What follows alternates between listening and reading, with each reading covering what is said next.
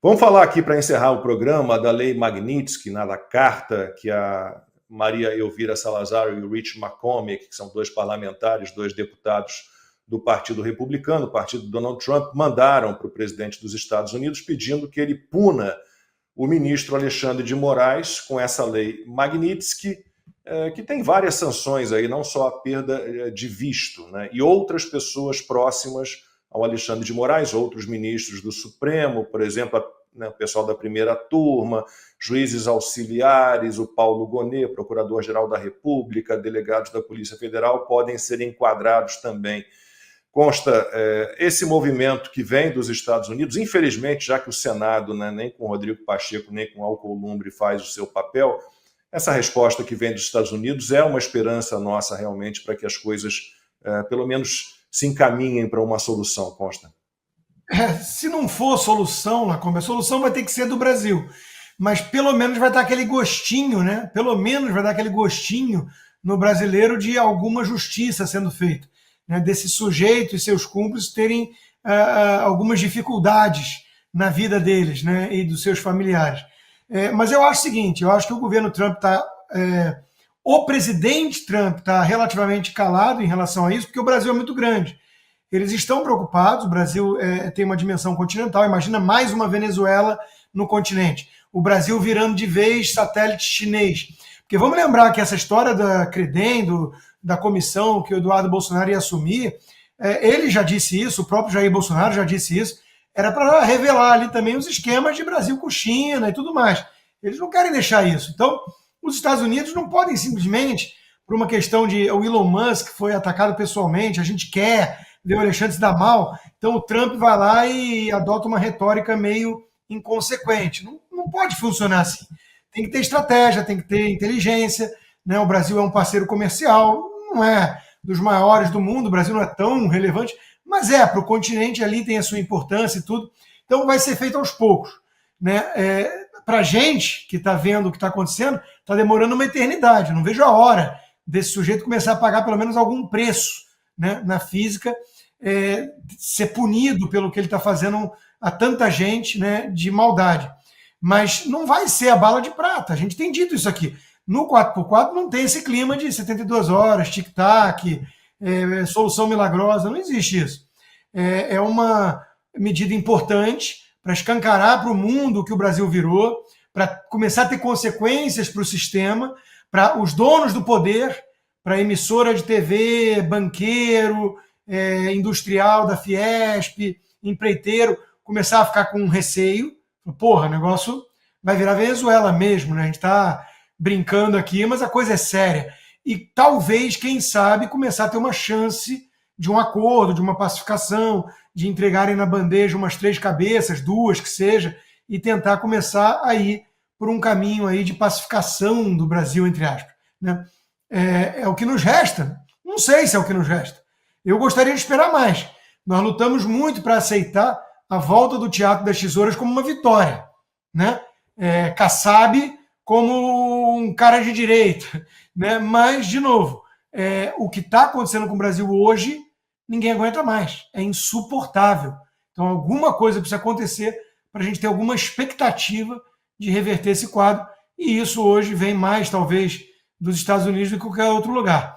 Eu adoraria falar, eu vi no chat aí também, adoraria falar que uma paralisação geral está na mesa, o Brasil vai fazer uma greve geral, vai todo mundo tomar as ruas. Eu adoraria, né? Eu acho que, de novo, ucranizar, dê o nome que for, né? A Ucrânia não está muito bem, né? Mas assim, nós precisamos reagir como nação, porque o que está acontecendo hoje com o Brasil make no mistake, como diriam os americanos. Eles estão indo para o all-in, para fazer uma analogia com o poker, né? Se eles têm uma carta forte ou não, o Alexandre de Moraes não parece, né, tão incomodado assim. No início virou piada, depois não virou tão piada assim, mas agora ele voltou a tratar, né, como uma ameaça distante. Então, pelo menos vamos dar esse gostinho de que não é uma ameaça distante e que ele vai começar a pagar um preço alto. E aí, Ana, o que pode vir para o Brasil de bom se a lei Magnitsky for aplicada contra o Alexandre de Moraes e quem o cerca de alguma forma? Olha, tudo isso que o Consta explicou, né?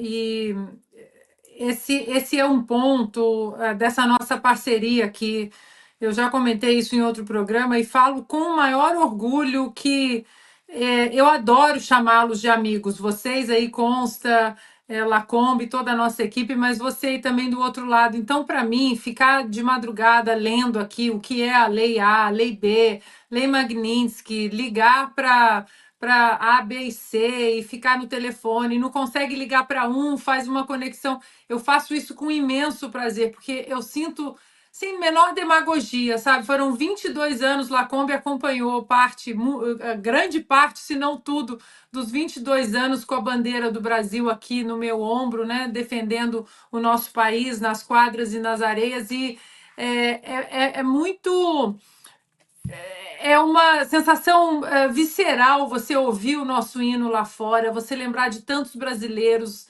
né, das faces, das lágrimas, das pessoas que te apoiaram, que fazem do Brasil o lindo país que é o Brasil, com todos os nossos defeitos. Então, Lacombe, a lei Magnitsky, a gente ter explicado a lei, eu faço coro com consta, é um sopro de esperança para o nosso amado Brasil, mas não tem tic-tac, não tem 72 horas, porque os americanos, eles respeitam demais o processo legal, eles respeitam demais a Constituição, nada vai ser atropelado, porque Donald Trump está no poder, chamou Eduardo Bolsonaro de amigo, é amigo do presidente Bolsonaro, então ele vai chegar ali com o peito, com a vontade. Não vai acontecer assim. O presidente Bolsonaro não vai fazer isso. O próprio secretário Marco Rubio, que está de olho no Brasil, sim, eu tenho informações que ele está de olho no Brasil, sim, não vai fazer isso com atropelo, sem calma, sem fundamentação, sem cuidado com a Constituição americana, sem o debate correto para que os próprios legisladores entendam o que eles estão votando. Aí eu falo da lei de não censores, né, nas nossas costas. São várias frentes para proteger a soberania americana que podem atingir o Brasil, sim. Agora, Lacombe consta, nessas minhas conversas por aqui, não é só o nome do Alexandre de Moraes que passa nos bastidores, principalmente do Senado americano. Tem dois nomes que correm ali também agora, que é o de Paulo Gonet e de Fábio Chor. Esses dois nomes começaram a despertar um interesse. Quem são essas pessoas? Algumas perguntas já estão sendo feitas em relação a esses dois nomes, não apenas de Alexandre de Moraes, mas quem é a Gonet e quem é Fábio Chor. Eles querem entender. Fábio Chor tem uma parte significativa aqui da investigação. As pessoas querem saber se o nome dele está envolvido no sistema de migração dos Estados Unidos em relação àquela entrada fraudulenta do Felipe Martins. Isso eu garanto que eles estão investigando se o nome Fábio Chor está envolvido nisso. E o Gonet, eles querem entender qual a participação do Gonet nesse novo sistema, regime totalitário no Brasil. Essa denúncia, por exemplo, eles querem entender a denúncia